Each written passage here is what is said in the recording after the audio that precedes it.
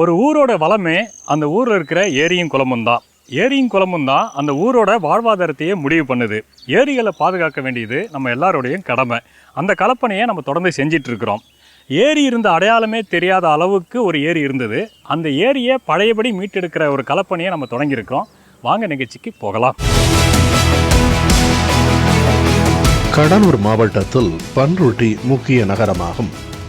இந்நகரம் ஆன்மீகம், கலை, விவசாயம், வரலாற்று சிறப்புகளை தன்னகத்தை கொண்டு இன்று வரை உலகளவில் தனக்கென தனி முத்திரையோடு மாவட்டத்தின் வணிக மையமாகவும் உள்ளது.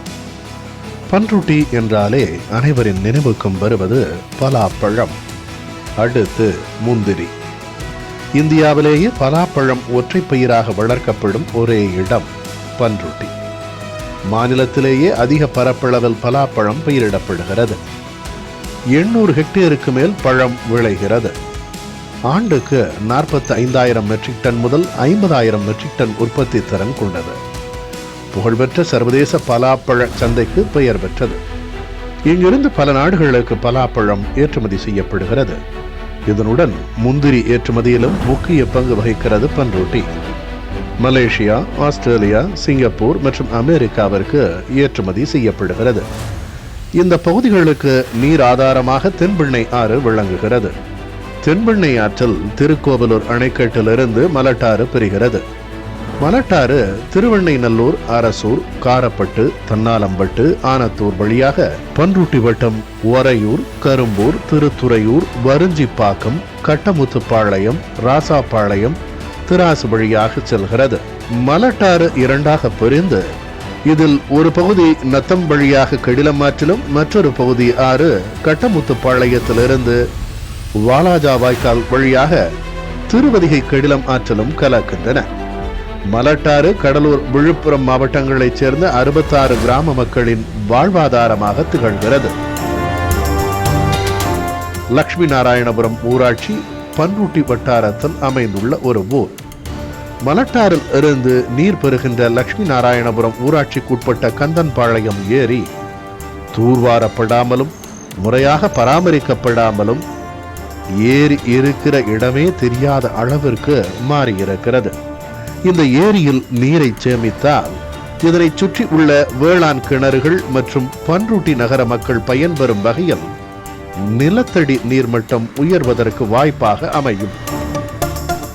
ஆனால் தண்ணீர் வரத்து இல்லாமல் வறண்டு போன ஏரி மற்றும் அதன் நீர்வரத்து கால்வாய் புதர்களாலும் குப்பை மேடுகளாலும் அடைபட்டு இருக்கின்ற நிலைமையை காண முடிந்தது.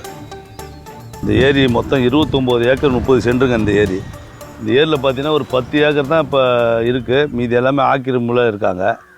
இந்த ஏரியில் உள்ள கருமேள மரம்லாம் அகட்டிட்டு செப்பனிட்டு ஆழப்படுத்தணும்னு நாங்கள் கோரிக்கை வச்சுருக்கோம். இந்த ஏரி அருகாமையில் பன்ருட்டி நகராட்சி இருக்குது. குறைஞ்சது அங்கே 1,00,000 பேர்கிட்ட இருக்கிறாங்க. இதனுடைய ஏரி நீர் பிடிப்பு அதிகமாக இருந்தால் அந்த நகராட்சிக்கு அனைத்து தண்ணி இதிலேருந்து ஊற்று எடுக்கும். அவங்களுக்கு பக்கத்தில் உள்ள கிராமங்களும் ஒரு 5-6 கிராமம் இருக்குது. இதில் பூங்குணம், சூரகுப்பம், கொண்டாரெட்டிப்பாளையம், மாளிகைமேடு, ஏரிப்பாளையம், அந்த சாமியார் தர்கா, இந்த ஏரிக்கு எல்லாருக்குமே நீர் ஆதாரமே இந்த ஏரி தான். நம்ம இந்த எல்லன்புரம் ஏரின்றது அது மிகுந்த ஆக்கிரமிப்பு மற்றும் கருவேல மரங்களால் ரொம்ப சூழப்பட்டு அது நீர்பிடிப்பு பகுதியாகவே இப்போதைக்கு தரமில்லாது இருக்குது. அது முன்னொரு காலத்தில் பார்த்திங்கன்னா ரொம்ப நீர்பிடிப்பு பகுதியாக இருந்து இது மூலயமா கால்நடைகள் ரொம்ப பெரிதும் வளர்ச்சிக்கு ரொம்ப உதவிகரமாக இருந்தது. ஆனால் இன்றைக்கி முற்றிலும் இன்றைக்கி பயன்பெறாத சூழ்நிலை இருக்குது. கந்தன்பாளையம் ஏரியை தூர்வாரி கரைகளை உயர்த்தினால் பழையபடி ஏரியை பயன்பாட்டுக்கு கொண்டு வர முடியும் என்று பன்ருட்டி நகர இயற்கை தன்னார்வலர்கள் முடிவு செய்து புதிய தலைமுறை நம்மால் முடியும் குழுவை தொடர்பு கொண்டனர். ஏரியை புனரமைப்பதற்கான முதல்கட்ட கள ஆய்வை நந்தன் கால்வாய் பாதுகாப்பு இயக்கம், அம்பத்தூர் நீர்நிலை பாதுகாப்பு இயக்கம் மற்றும் பன்ருட்டி நகர மக்களோடு சேர்ந்து நடத்தினோம். கலந்தாய்வு கூட்டம் கூட்டப்பட்டு அதில் கலந்து கொண்ட தன்னார்வலர்கள் தங்கள் கருத்துக்களை பதிவு செய்தனர். புதிய தலைமுறையில் இந்த நீர் ஆர்வலெலாம் கூப்பிட்டு ஒரு கூட்டம் போட்டாங்க. அந்த கூட்டத்தில் போய் நான் சொல்கிறேன், சார் இந்த மாதிரி ஒரு எங்கள் ஊரில் ஒரு கால்வாய் இருக்குது அப்படின்னு சொன்ன உடனே அந்த டைமில் இங்கே வந்திருக்கிற நம்ம நெடுமாறன் ஐயா இன்னும் சுப்பிரமணியன், இன்னும் ஒரு 4-5 பேர்லாம் சொல்கிறாங்க நம்ம அதை கலாய்வு எடுத்து நம்ம அந்த அமைப்பை வந்து செயல்படுத்த முடியும் அப்படின்னு.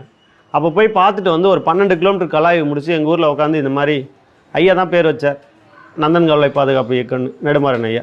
அப்போ கரும்பு விவசாய சங்கத்திலேருந்து வந்தவங்கலாம் எங்களுக்கு ஒத்துழைப்பு கொடுத்து அந்த கால்வாயை தொடங்குறோம் சார். கிட்டத்தட்ட நாங்கள் அந்த முதல் முறையாக ஒரு 22 கிலோமீட்டர் தூர் வரணும் சார். அந்த ஆண்டு 7 லட்ச ரூபா எங்களுக்கு செலவாச்சு. எங்கேருந்து வந்துச்சுன்னு தெரியாது, எங்கேருந்து போச்சுன்னு தெரியாது. அடுத்த மாவட்டத்துக்கு தண்ணியை கொண்டு வந்துட்டோம். இந்த ஏரியை சுற்றி இருக்கிற 2-3 கிலோமீட்டருக்கு வாட்டர் லெவல் ஏறி கம்மியாக போயிட்டே இருக்குது. அதோடைய நீர்மட்டம் தானாக ஏற ஆரம்பிச்சிடும். அது இல்லாமல் நமக்கு கிடைக்கிற தண்ணி, குடிக்கிறது உண்டான தண்ணி வந்து நல்ல தரமானதாகவும் இருக்கும். இது எல்லாத்துக்குமாக வேண்டி அந்த ஏரியை நம்ம தூர்வாடுறதும் கரையை பலப்படுத்துறதும் மரங்கள் நடுறதும் ஒரு பிளானாக வச்சுட்ருக்குறோம்.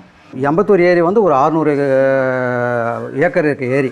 அந்த ஏரிக்கு நாங்கள் ஆனுவல் எக்ஸாமுக்கு போகிறது முன்னே சின்ன எக்ஸாமாக வீக்லி டெஸ்ட்டு மந்த்லி டெஸ்ட்டு பிடிக்கிற மாதிரி சின்ன குளங்களில் கை வச்சோம். 1 ஏக்கர் குளம், 2 ஏக்கர் குளம் சுற்றுச்சூழலுக்கு மக்களின் கழிப்பிடமாக இருந்தது. அந்த குளம் வந்து அந்த பகுதி மக்களோட பங்களிப்போடவே நாங்கள் ஒரு மொத்தம் 20,000-30,000 தேவைப்படுதா நாங்கள் கொஞ்சம் பணம் போடுவோம். அந்த ஏரியாவில் இருக்க மக்களை நாங்கள் பணம் எங்கேருந்தோ வந்து எங்கள் ஏரியாவுக்காக பணம் போட்டு செய்கிறீங்க அப்படின்ட்டு அவங்களே வாலண்டியர் முன் வந்தாங்க. கிழக்கு பக்கம் இருக்க தெரு அந்த குளத்தை நாங்கள் சீரமைக்கிறோன்னு பங்குக்கு ஜேசிபி வாடகை கொடுத்தாங்க. அந்த மாதிரி ஒரு இதாக போய் ஒரு 3 குளம் பண்ணியிருந்தோம். அடுத்தடுத்து 33 குளம் நாங்கள் பண்ணோன்னு எங்களுக்கு 10 வருஷம் டார்கெட்டு. அதுக்கான ஒரு 4-5 வருஷத்துலேயே ஒரு பாதி அளவுக்கு கிட்ட நாங்கள் வந்துட்டோம். அடுத்த இதில் நாங்கள் 7-8 வருஷத்துக்குள்ளே எங்களோட டார்கெட்டை முடிச்சிடுவோம். அந்தளவுக்கு வந்திருக்கோம். அடுத்து நாங்கள் கவர்மெண்ட்டே சுமார் 35 கோடி ஒதுக்கி இன்னும் ஒரு 7 குளங்கள் பண்ணியிருக்காங்க. நம்ம வந்து செயல்பாட்டில் கொஞ்சம் தீவிரமாக தொடர் முயற்சி இருக்கணும் சார். அதுதான் நாங்கள் கற்றுக்கிட்ட உண்மை. சில சட்ட வழிகாட்டுதலாம் நெடுமாறன் ஐயா ஆலோசனை கொடுப்பாரு. நம்ம செய்தியை நம்ம இறங்குறோம், நமக்கு பின்னாடி ஊடகம் இருக்குது, நம்மால் முடியும் இருக்குது. அந்த நம்மால் முடியும் புதிய தலைமுறை இருக்குதுன்னு சொன்னாலே அதிகாரிங்கள்லாம் கொஞ்சம் அப்படி நின்று பார்ப்பாங்க. நீங்கள் முறையாக போகும்போது அது ரெஸ்பான்ஸ் கொடுப்பாங்க. அங்கே ஆக்கிரமிப்பில் உள்ளவங்களை பூரா பேசியாச்சு. அவங்களும் அந்த இப்போ நட்டுக்கிற இதை முடிச்சுக்கிட்டு நாங்கள் இடத்துக்கு போயிடுறோம் அப்படின்னு சொல்லியிருக்காங்க. அதனால் பெரும் முயற்சி பண்ணி அந்த இதெல்லாம் நடந்துருக்குது. அதில் மரக்கன்று நடத்துக்கு தயாராக இருக்காங்க. அனுப்புள்ள மாதிரி நாங்கள்லாம் இருந்து உறுதியாக கூட இருந்து நாங்கள் செயல்படுறதுக்கு தயாராகிறோம். எங்களை பயன்படுத்திங்க. உங்கள் நீர்நிலை வந்து எல்லா இடத்துலையும் உற்பத்தி பண்ணுவோம், குறையாத அளவுக்கு. அதுதான் என்னுடைய வேண்டுகோள். கடந்த காலங்களில் நம்ம வந்து தண்ணீரை வந்து பாட்டிலில் பார்ப்போம் அப்படின்னு நினச்சி பார்த்ததில்லை. ஆனால் இப்போ வந்து கடந்த ஒரு 3 ஆண்டுகளுக்கு முன்னாடி காற்றை கூட நம்ம வந்து சுவாசிப்பதற்கு வந்து குப்பிகளை அடக்கி நம்ம வந்து சுவாசிக்க வேண்டிய நிலைக்கு நம்ம மாறணும். அது காரணம் வந்து இந்த கொரோனாங்கிற நோய் வந்து நம்ம வந்து தாக்கம் வந்து மிகப்பெரிய இருந்துச்சு. அந்தளவில் இன்றைக்கி இருக்கக்கூடிய பொது இடங்களில் குறிப்பாக இருக்கக்கூடிய ஏரி, குளங்கள், அது போன்ற அரசுடைய மேய்ச்சல் நிலங்கள் போன்ற இடங்களை வந்து மரங்களை வளர்த்து பாதுகாக்க வேண்டும் அப்படிங்கிற குரல் வந்து பள்ளி மாணவர்கள் மத்தியிலும் கல்லூரிகள் மத்தியிலும் நம்ம ஒரு மிகப்பெரிய ஒரு விழிப்புணர்வை ஏற்படுத்திட்டு இருக்கிறோம். அதோடு மட்டுமல்லாமல் பல இடங்களில் வந்து அரசு கூட இன்றைக்கி வந்து பனை விதைகளை வந்து நட வேண்டும் அப்படிங்கிறதுலாம் நிறைய இடங்களில் குரல் வந்துட்டுருக்கு. அதனால் சூழலை காப்போம் அப்படிங்கிற ஒரு முழக்கம் என்பது கிராமங்களிலிருந்து நகரங்களிலும், நகரிலிருந்து கிராமங்களிலும் நிச்சயமாக பரவ வேண்டும். எல்லோரும் சேர்ந்து கடலூர் மாவட்ட சுற்றுச்சூழல் மற்றும் நீர்நிலை பாதுகாப்பு இயக்கம் என்ற அமைப்பை தொடங்கினோம். விவசாயம் இல்லை என்றால் வியாபாரிகள் இல்லை. ஆகவே விவசாயத்துக்கு முன்னுரிமை கொடுத்து நீர்வளம் இருந்தால்தான் விவசாயம் செய்ய முடியும்.